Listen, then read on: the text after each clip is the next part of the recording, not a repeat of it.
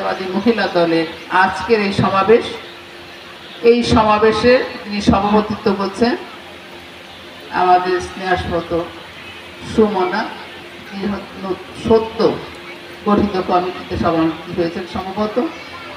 মঞ্চে আছেন যাদের পরিচয় আপনারা আগেও পেয়েছেন, আমার ডান পাশে যশোর জেলা বিএনপির সংগ্রামী সাধারণ সম্পাদক জনাব দেলোয়ার হোসেন খোকন সহ মহিলা দলের বিভিন্ন নেতৃবৃন্দ যাদের নাম আপনারা জেনেছেন এবং শুনেছেন।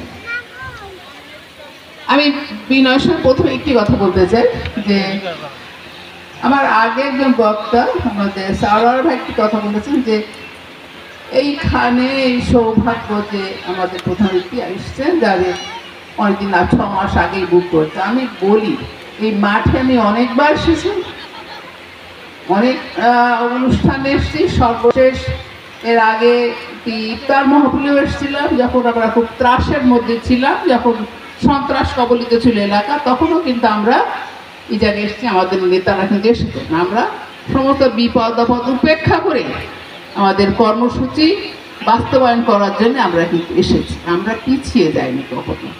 এবং জনগণের সঙ্গে আমাদের সম্পর্কটি এখানে এমন, আমরা চেষ্টা করি করতে যে আমরা যে আপনাদের বাইরের লোক নই, আমরা যে আপনাদেরই কাছাকাছি একজন, সেইটি অন্তত আপনারা যাতে মনে করেন। তো আমাদের চেষ্টাটা থাকে তাই যে আমরা দূরের লোক নই এবং আপনাদের যে অনেক উঁচু দরের কোনো লোক, আমরাও আপনাদের মতোই সাধারণ মানুষ, সাধারণ কর্মী। আমাদের তফাৎ হচ্ছে আমরা সরাসরি রাজনৈতিক দল করি এবং আপনারা অনেকে সরাসরি দল করেন না, সমর্থক কিংবা আপনাদের বাড়ির সবাই দল করেন হিসেবে আপনারা এসেছেন। আজকে যে কথাটি আমাদের এই ইউনিয়নের, আমি আগে মহিলাদের চাইতে আমি তাদের উদ্দেশ্যে বলবো, আজকের সমাবেশ সফল করার পেছনে তাদের একটি অবদান আছে। তারা চেষ্টা করেছে, বিএনপি নেতারা যেমন তেমনি ছাত্রদল, যুবদল, অন্যান্য সংগঠনরা চেষ্টা করেছে। মহিলা নেতৃবৃন্দ যারা থানা মহিলা দল আছেন তারা এসছেন, জেলা মহিলা দল তাদের প্রতিনিধি পাঠিয়েছেন এই সংগঠন এই আজকে সমাবেশ সফল করবার জন্যে।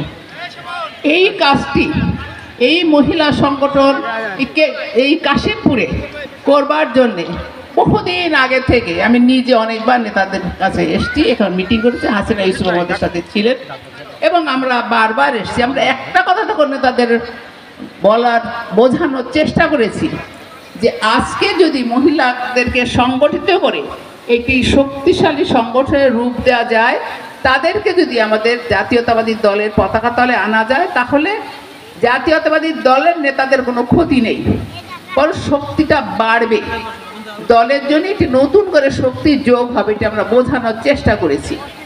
কারণ যারা আমাদের বিএনপি নেতারা আছেন তারা কেউ চেয়ারম্যান হবেন মনে করেন আশা আছে, কেউ কাউন্সিলরে দাঁড়াবেন, কেউ অন্যান্য বিভিন্ন জায়গায় দাঁড়াবেন, কিংবা স্কুল কমিটির নেতা হবেন, অমুক তমুক হবেন।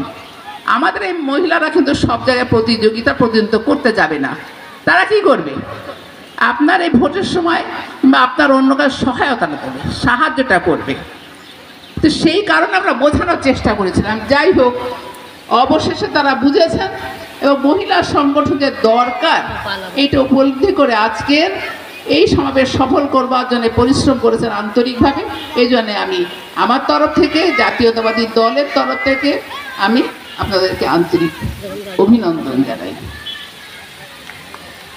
মা বোনেরা, আপনারা কষ্ট করে এসেছেন, দীর্ঘ সময় বসে আছেন। আমি জানি এখন ধান ওঠার সময় আপনাদের অনেকেরই বাড়িতে কাজ ফেলে আপনাদের ধরেন 3:30-র মধ্যে বের হতে হয়েছে, তাড়াতাড়ি রান্নাবান্না গুছিয়ে আবার যে হাঁস মুরগি তুলতে হবে, ঘরে আলো বাতি দিতে হবে, নানা কাজ আমাদের থাকে, এটা আমরা বুঝি। তারপরেও আমরা আপনাদের কষ্ট দিতে ডেকে এনেছি, আপনারা ধৈর্য ধরে আমাদের